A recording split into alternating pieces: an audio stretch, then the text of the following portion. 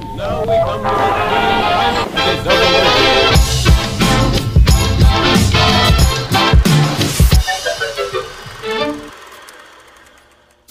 Gawa tayo ng ginataang langka with inihaw na tulingan. Good morning mga kamamsi ko dyan. Nandito na naman tayo sa ating kusina. So kumukulo na yung ating tubig na sumasayaw-sayaw. Baka mamaya matapunan tayo. Ilalagay ko po muna ito. Papakuluan ko lang ng bahagya itong ating langka. Para mawala yung dagta niya ba't hindi mapait yung pagkaluto ng ating langka. Hahalu-haluin nyo lang din ito mga kamamsi. I-drain ko lang po ito. And after that, mag-iihaw ako ng isda para pang sama natin dito sa ating gulay. So ayan, nag-iihaw na ako ng isda mga kamamsi. Tapos na nating maihaw yung ating dalawang isda. So magluto na tayo. Maglagay tayo ng oil. Lagyan natin ng ginger. Then, asotay-sotay nyo lamang yan. Dalawang sibuyas. Ayan. Gisa-gisa lang yan mga kamamsi. Ilagay na natin yung kalahati ng buo ng garlic. Bango, bango, bango, bango, bango, bango. Dalawang tangkay ng sibuyas. Then, saka natin halu-haluin.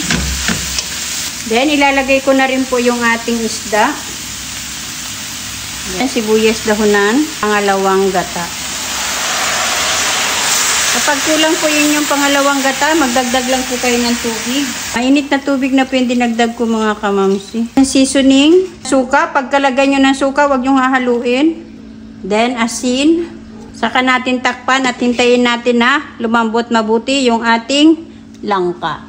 So, check na natin mga kamamsi kung malambot na yung ating langka. Makikita nyo naman pag malambot na yung langka na niluluto, nag-change siya ng color. So, wag nyo na yung haluin para hindi madurog yung isda na inilagay natin. Maglalagay ako ng sili, dalawang bell pepper, isang green at isang red.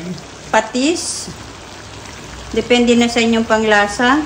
Sibuyas dahunan, pamintang durog, kakanggata. 2 cups po ito mga kamamsi. Bali, 2 nyog ang ginamit ko dito sa ating pagluluto ng ginataang langka. And then, wag nyo po muna hahaluin. Hayaan nyo lang po, wag nyo nang takpan. Hayaan nyo lang po siyang kumulo para medyo lumapot yung ating gata. So, tikman na natin siya mga kamamsi kasi okay na yan. Kita nyo na malapot na po yan mga kamamsi. Ang sarap. Masarap kasi yung inihaw na isda sa ginataan na langka. Tikman na natin.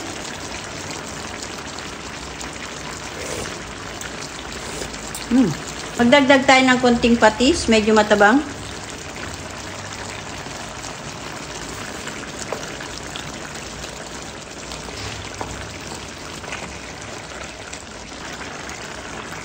Ayan mga kamamsi, okay na yung ating ginataang langka with isdang inihaw. Siguradong taob na naman ang ating kaldero, ubos na naman ang ating kanin yan. I-off na po natin ang ating stove mga kamamsi, huwag natin pakatihan ng masyado kasi masarap yung sabaw sa mainit na kanin. Ito na mga kamamsi ang ating ginataang langka with inihaw na tulingan. Kain po tayo mga kamamsi.